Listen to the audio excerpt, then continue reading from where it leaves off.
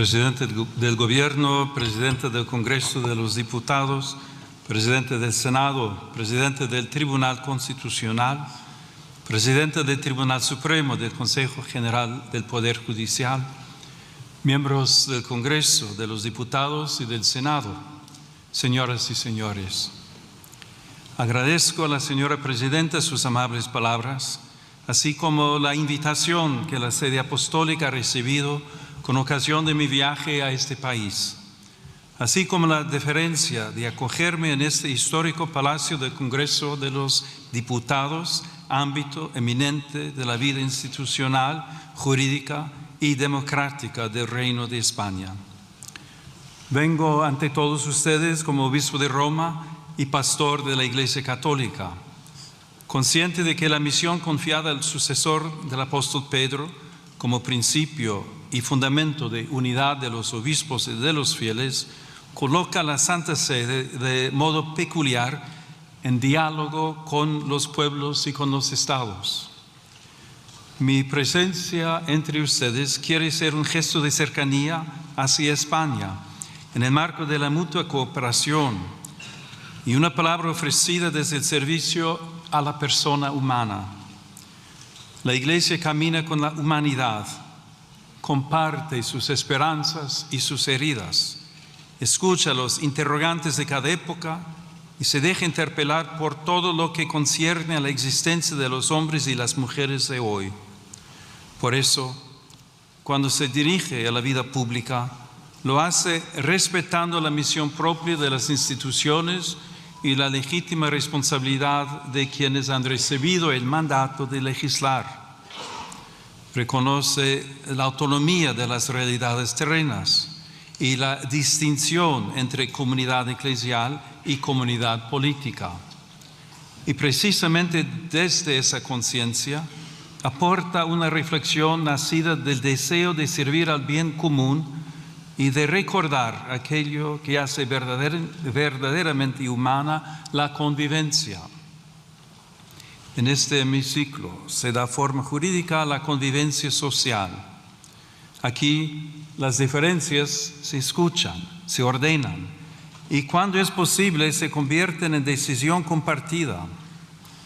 Por eso, más allá de la legítima diversidad de posiciones, toda tarea legislativa acaba encontrándose con una pregunta decisiva. ¿Qué concepción de la persona humana inspira las leyes y qué tipo de sociedad construye esas leyes? Ante esta cuestión, España posee una memoria particularmente rica.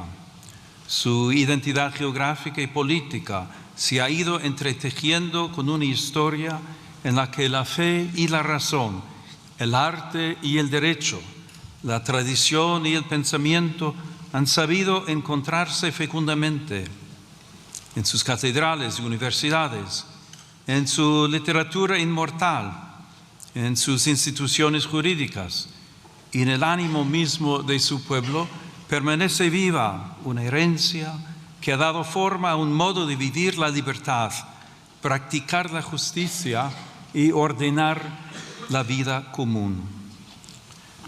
Desde las páginas universales del Quijote, donde Cervantes proclamó que la libertad es uno de los más preciosos dones que a los hombres dieron los cielos, hasta la hondura espiritual de Santa Teresa de Ávila, y desde la gran tradición jurídica española hasta la inquietud metafísica de Unamuno, que recordaba que el hombre no se resigna a morir del todo, España ha sabido mirar al ser humano como algo más que una pieza del orden social, económico, político. Lo ha reconocido como criatura abierta a la verdad, dotada de libertad y movida por una sed de eternidad que ninguna realidad temporal logra extinguir. En una palabra, como alguien cuya dignidad precede a toda utilidad y a cuyo servicio está sujeta la acción legislativa. Por eso, al hablar hoy de la persona humana, esta memoria conduce naturalmente a Salamanca y al pensamiento que allí maduró.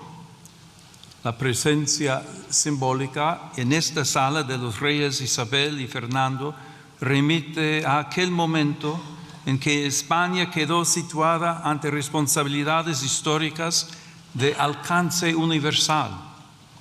Pocos años después, Salamanca habría de asumir con singular lucidez la reflexión moral y jurídica que ese escenario reclamaba.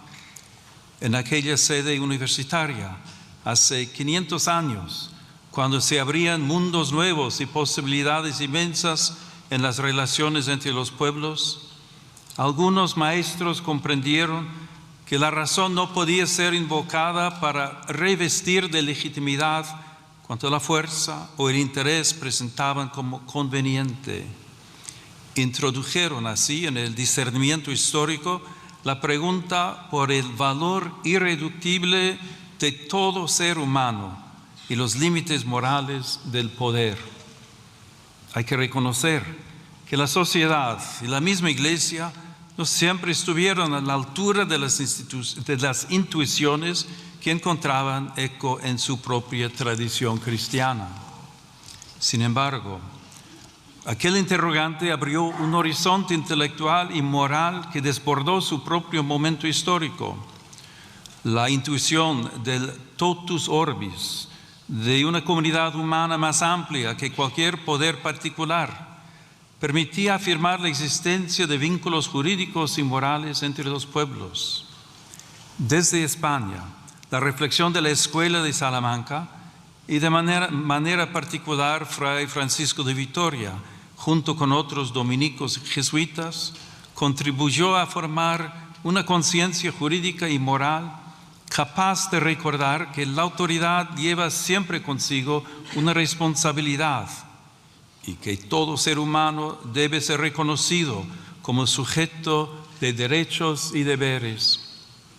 Ese anhelo sigue hablando también hoy, que la dignidad, la justicia y el bien común sean la medida de las relaciones sociales, tanto a nivel nacional como a nivel internacional. Esta es una de las grandes herencias de España, haber unido la acción histórica con la lucidez de la razón moral. Aquella contribución, nacida a orillas del Tormes, trascendió las aulas y las bibliotecas y llegó a formar parte de una conciencia más amplia, compartida por la comunidad internacional que sigue preguntándose cómo construir la paz sobre el reconocimiento de la persona y no sobre la imposición de la fuerza. Ese legado vive también en estas Cortes, cada vez que el legislador se pregunta cómo hacer que lo posible sea justo, que lo legal sea verdaderamente humano y que la voluntad de la mayoría custodie aquellos bienes que pertenecen a todos y respete aquello que ninguna mayoría puede legítimamente vulnerar. La pregunta salmantina sigue acompañando la tarea de quienes sirven a la vida pública. Hoy, los nuevos mundos que se abren ante nosotros ya no se dibujan en los mapas, se despliegan en la técnica, en la economía, en la biomedicina y en el universo digital, donde el poder humano alcanza ámbitos cada vez más delicados de la vida personal y social.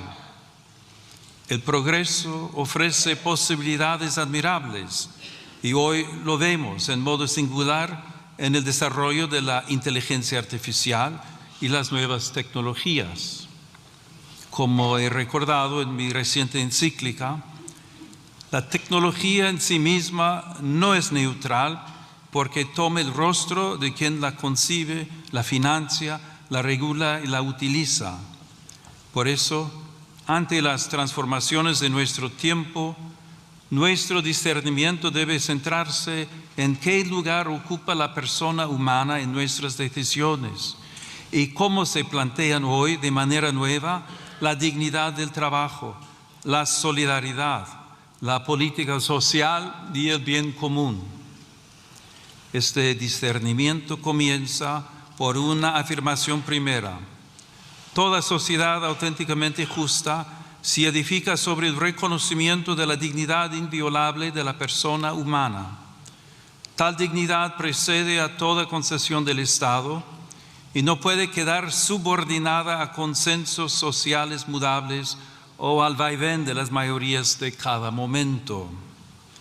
Pertenece a todo ser humano por el hecho mismo de existir y por eso debe orientar todo ordenamiento jurídico positivo. La fe cristiana la proclama a partir de la revelación. La razón humana puede reconocerla como exigencia inscrita en la verdad del hombre. Cuando esta convicción permanece viva, el derecho se convierte en amparo de todos y en garantía frente a la imposición de intereses y agendas particulares. Sobre este fundamento, me corresponde pronunciar hoy una palabra serena y firme ante quienes tienen la grave responsabilidad de ordenar jurídicamente la convivencia social. Esta convivencia puede verse amenazada por la cultura del descarte, como tantas veces advirtió el Papa Francisco. En este sentido, si la vida deja de ser reconocida como un valor fundamental, ¿qué futuro pueden tener nuestras sociedades? ¿Puede llamarse plenamente justa una comunidad que deje en la sombra al niño aún no nacido, al anciano, al enfermo, a quien sufre en silencio o a quien depende enteramente del cuidado de los demás? La defensa de la vida humana no es una cuestión parcial ni un interés confesional, es una meta de civilización. Toda vida humana debe ser reconocida y custodiada desde su concepción hasta su ocaso natural, en cada circunstancia de su existencia. Cuando esta certeza se oscurece, los más vulnerables son las primeras víctimas y la ley pierde su significado más profundo, servir y proteger a cada persona. Por eso la grandeza moral de una nación se manifiesta sobre todo en su capacidad de acompañar, proteger y amar aquellas vidas que atraviesan mayor fragilidad. El bien común es, en cierto modo, la forma social de la dignidad humana. No consiste en la mera suma de intereses particulares, sino en el conjunto de condiciones de la vida social que hacen posible a las asociaciones y a cada uno de sus miembros el logro más pleno y más fácil de la propia perfección. Cuando el bien común deja de ser horizonte compartido, la acción pública corre el riesgo de fragmentarse en intereses parciales, incapaces de custodiar aquello que pertenece a todos. En este contexto, reviste particular importancia la familia, realidad humana primera y fundamento natural de la comunidad.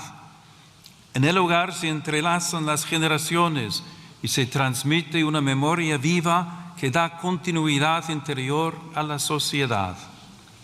Allí donde la familia es sostenida, se fortalece también la estabilidad espiritual y social de las naciones. La familia será siempre la primera escuela de humanidad en la que se aprende, antes que en cualquier otro lugar, la gramática elemental de la convivencia. Recibir la vida, cuidar al otro, perdonar, servir y pertenecer. También las instituciones educativas ocupan un lugar decisivo en esta tarea. En ellas, las nuevas generaciones pueden aprender a buscar y amar la verdad y a cuestionarse sobre el sentido de la vida y la dignidad de cada persona. Por eso, muchos padres deseosos de que sus hijos aprendan a relacionarse, a pensar con espíritu crítico y a adquirir valores sólidos, depositan en ellas grandes esperanzas como valiosas aliadas en su educación. Esta colaboración ha de respetar siempre el derecho primario e inalienable de los padres a elegir el tipo de educación y de formación que reciben sus hijos, en coherencia con sus propias convicciones morales, culturales y religiosas. La afirmación de la dignidad humana no puede permanecer abstracta cuando tantas personas se ven obligadas a dejarlo todo para buscar paz, seguridad y futuro. También el trágico drama migratorio interpela hoy la conciencia de las naciones y el fundamento ético del orden internacional. Numerosos hombres, mujeres y niños se ven obligados por circunstancias muchas veces dramáticas a partir de sus comunidades y dejar atrás seres queridos, historias y vínculos. Esta realidad rebasa cualquier lectura puramente demográfica o económica. Constituye una cuestión eminentemente moral y jurídica. Ahí donde una persona es discriminada por su origen nacional, étnico, religioso o lingüístico, o por su condición económica y social, se vulnera gravemente el principio universal de la igual dignidad de todos los seres humanos. La situación de los migrantes y refugiados exige una respuesta que mire a las personas, afronte las causas que las obligan a partir y vaya más allá de la mera gestión de flujos. De ahí nace una doble exigencia de justicia social: ofrecer vías seguras y legales, una acogida respetuosa y posibilidades reales de integración, y promover al mismo tiempo el derecho a permanecer en la propia tierra, trabajando para que nadie tenga que abandonar su hogar por falta de paz, seguridad o condiciones dignas de vida, por las desigualdades económicas y los efectos de la crisis climática. En los últimos años, las rutas cada vez más peligrosas han evidenciado el altísimo coste de esta realidad, tantas veces escondida o ignorada. Muchas personas siguen siendo presas de traficantes y contrabandistas que se aprovechan de su desesperación. Es necesario fortalecer la prevención, el rescate y la asistencia a las víctimas, especialmente en el marco de una cooperación regional y multilateral. Ninguna nación puede afrontar por sí sola un desafío de esta magnitud. Por ello es indispensable una respuesta coordinada, solidaria y eficaz, capaz de garantizar protección, acogida y oportunidades reales de integración a quienes emigran. Cuando la respuesta institucional se hace cercana, justa y coordinada, las fronteras dejan de ser lugares de abandono y pueden convertirse en espacios de protección responsable de la dignidad humana. Señorías, el mundo atraviesa una profunda crisis espiritual y cultural que se manifiesta en múltiples formas de violencia, polarización y desconfianza recíproca. En este contexto, la paz se presenta como una aspiración política y más aún como una verdadera exigencia moral. Reclama una palabra pública que respete a quien piensa distinto, instituciones puestas al servicio del encuentro, una memoria histórica que busque la verdad y la reconciliación y una vida social capaz de sostener la amistad cívica y el respeto mutuo en medio de la discrepancia. En el plano internacional, la paz exige valentía diplomática, responsabilidad ética y una visión de futuro fundada en el respeto a la identidad de cada pueblo y en la obligación de los estados de resolver sus controversias por los caminos pacíficos que ofrece el derecho internacional. Toda guerra constituye, en última instancia, una dolorosa derrota de la capacidad de negociar y también de aquella conciencia común de la humanidad que reconoce vínculos de justicia entre las naciones. Las armas pueden imponer un silencio temporal, pero nunca podrán edificar una paz auténtica y duradera. Por eso, preocupa que en diversos lugares del mundo y también en Europa vuelva a presentarse el rearme como respuesta casi inevitable ante la fragilidad del escenario internacional. La verdadera seguridad, en cambio, nace de la justicia, del diálogo paciente, del respeto al derecho internacional y de una política capaz de poner la vida de los pueblos por encima de los intereses que se benefician de la guerra. También el desarrollo de las nuevas tecnologías y de la inteligencia artificial en el ámbito militar exige una vigilancia ética rigurosa para que las decisiones sobre la vida y la muerte nunca sean descargadas sobre automatismos ni sustraídas a la responsabilidad moral de la persona humana. La comunidad internacional está llamada a redescubrir el valor indispensable del diálogo como camino paciente hacia acuerdos justos y duraderos, fundados en el respeto a los tratados, en la transparencia de la acción diplomática y en la voluntad sincera de anteponer la paz al recurso a la fuerza. De ahí nacen la confianza y la esperanza. Como recuerda el lema de la Unión Europea, in varietate concordia, la unidad verdadera no uniforma, sino que cohesiona en la diversidad, haciendo de las culturas, sensibilidades y tradiciones una ocasión de enriquecimiento mutuo. Asimismo, dentro de las propias sociedades es urgente construir una cultura de la reciprocidad. La pluralidad política no debería degenerar en descalificación permanente del adversario. En una convivencia madura, incluso el conflicto puede convertirse en camino hacia la paz cuando las diferencias se dejan mitigar por la escucha y se ordenan al reconocimiento de las necesidades, los anhelos y las capacidades de todos.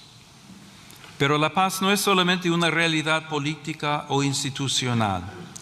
Nace también en la conciencia, allí donde el rencor, la indiferencia y el odio ceden espacio a la reconciliación.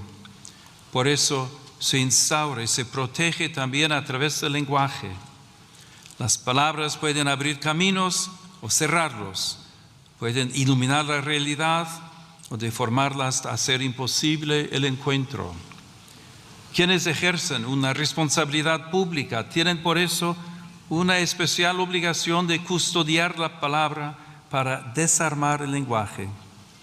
La firmeza no exige desprecio, la discrepancia no conlleva humillación.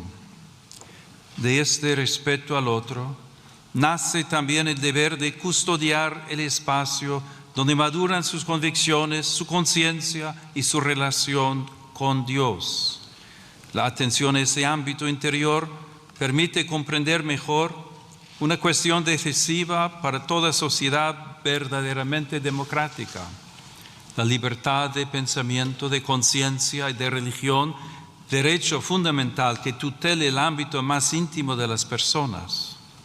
La libertad sobre la que se edifica el Estado contemporáneo, si es auténtica, reconoce la dimensión religiosa del ser humano, la respeta y la tutela jurídicamente, y evita que alguien tenga que renunciar a contribuir a la sociedad en la que vive por causa de su fe. Sin confundir el plano jurídico con el moral, conviene recordar también que la libertad necesita una comprensión plena de sí misma. Ser libre no significa únicamente estar libre de coacciones o disponer de muchas posibilidades de elección. Significa poder reconocer el bien y adherirse a él responsablemente. Por eso, toda sociedad efectivamente libre requiere también una justa delimitación del poder público, de modo que la libertad de las personas, de las comunidades y de las asociaciones no sea indebidamente restringida. Desde esta perspectiva, la legítima autonomía del orden temporal jamás debe interpretarse como hostilidad hacia el fenómeno religioso. La fe no pretende imponerse mediante privilegios ni coerciones. Sin embargo, tampoco puede ser relegada al silencio como si fuese irrelevante para la vida pública. En este contexto, el sigilo sacramental de la confesión reviste una importancia especial para la Iglesia Católica. Se inserta en el ámbito más amplio de la libertad religiosa, que garantiza a las comunidades creyentes un espacio propio de vida, organización y disciplina interna. Tutelarlo jurídicamente, como sucede de modo análogo en algunas profesiones, significa preservar un espacio sagrado de libertad interior, donde el creyente puede abrir su alma ante Dios sin temor a presiones externas, como reconocen también las normas internacionales. Señoras y señores, permitan que me detenga un instante en algunas imágenes que adornan esta cámara. En este salón de sesiones, la luz natural entra por el lucernario que corona la sala. Esa luz que viene de lo alto puede recordar que también la política necesita reconocer una medida que la precede y la supera. También las pinturas que evocan en la parte superior del muro principal la recepción del Evangelio del Decálogo recuerdan algo esencial, sin confundir el orden político con el religioso.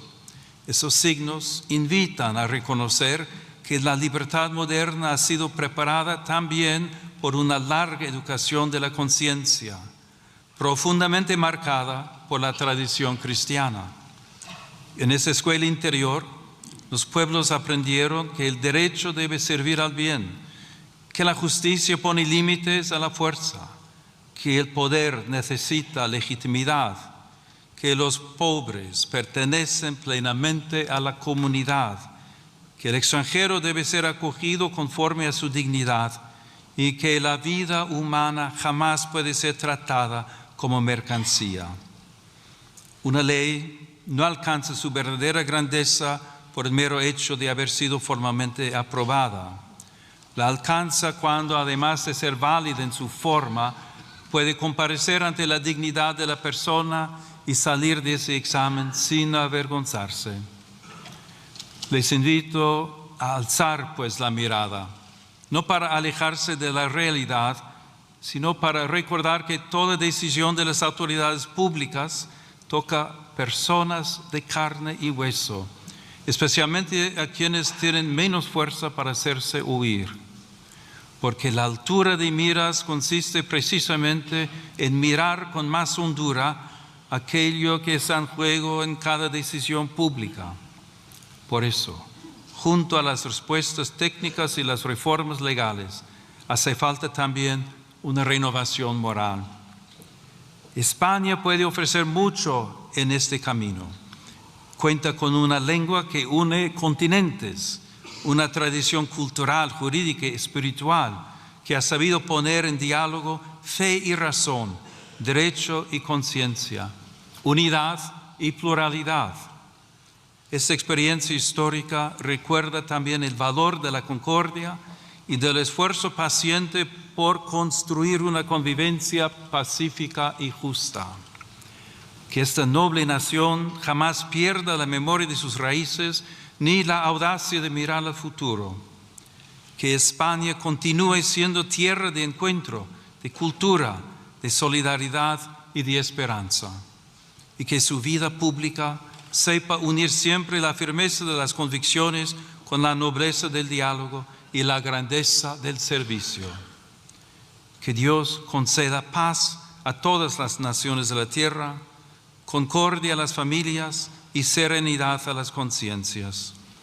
Y que sobre el reino de España, marcado por la huella apostólica de Santiago y por la presencia maternal de la Virgen del Pilar, desciendan días de prosperidad, justicia y paz duradera.